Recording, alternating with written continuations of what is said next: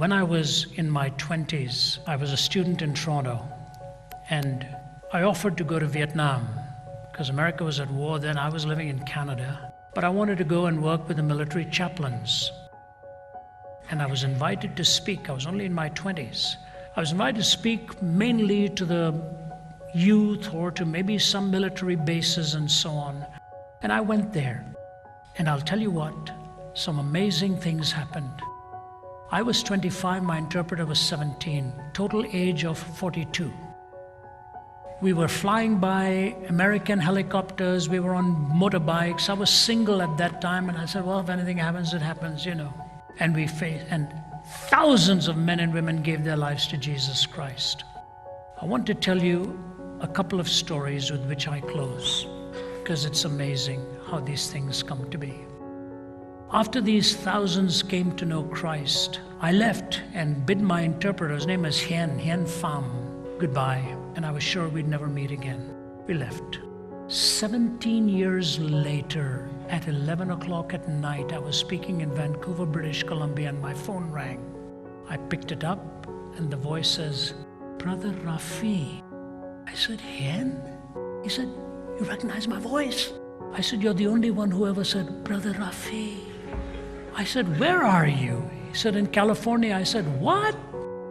I said, what are you doing there? He said, my MBA. I said, you're in California doing your MBA? He said, yeah. I said, what happened? He said, have you got a few minutes? I said, I've got lots of minutes.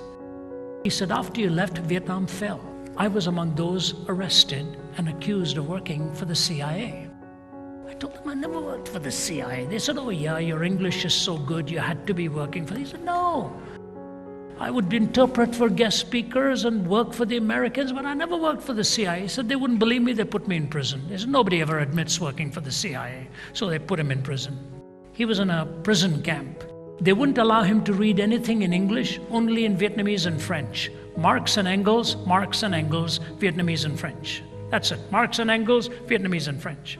Finally, he said, Brother Rafi, they pounded into my head that there was no God. And one day I said, I'm going to live as if there is no God.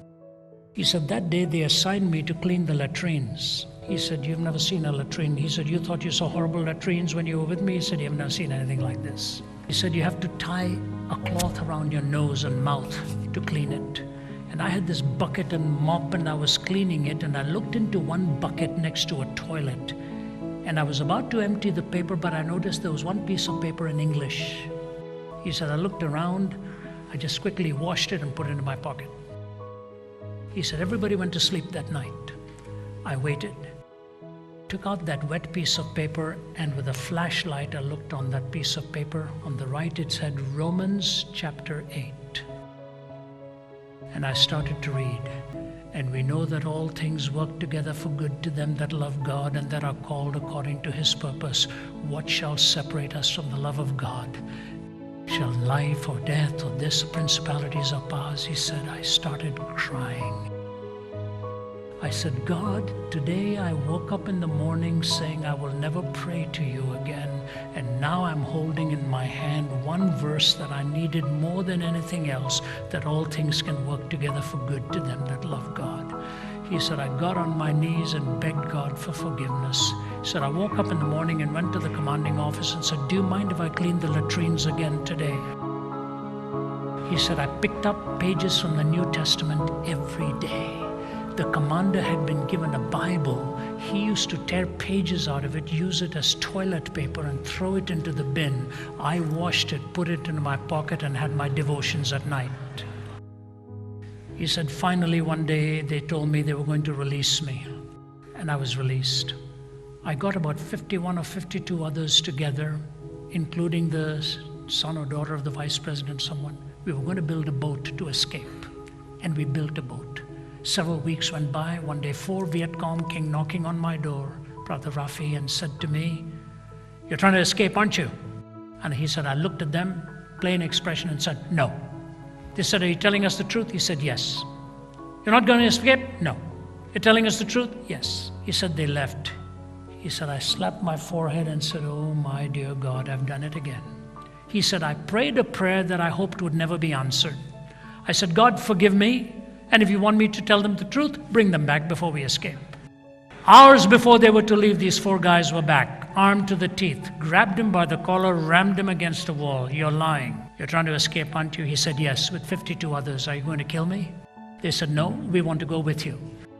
4 of these Viet Cong came on the boat with us. He said, Brother Rafi, on the high seas, we were in a storm, we would have capsized, but these 4 men were the best mariners we could have wanted as skippers. They finally brought us safely to Thailand. I became a refugee there and ultimately got my papers. I'm in California now doing my MBA. We flew him to my home because he wanted me to officiate at his wedding. He'd found a beautiful young Vietnamese gal he was going to marry. And he looked at my kids across the kitchen table when they were young, and he said to them, you know, you always think you're going to manage it your own way. It never works. He said the most important thing in your life is to find that intimacy with God, and He will guide you, He will hold you, He will take you through safely in your journey as you walk hand in hand with Him. When everything comes together, then you have wonder, then you have truth, then you have love, and you have security. That's what gives life meaning. And you'll find that only God is big enough to do that for you.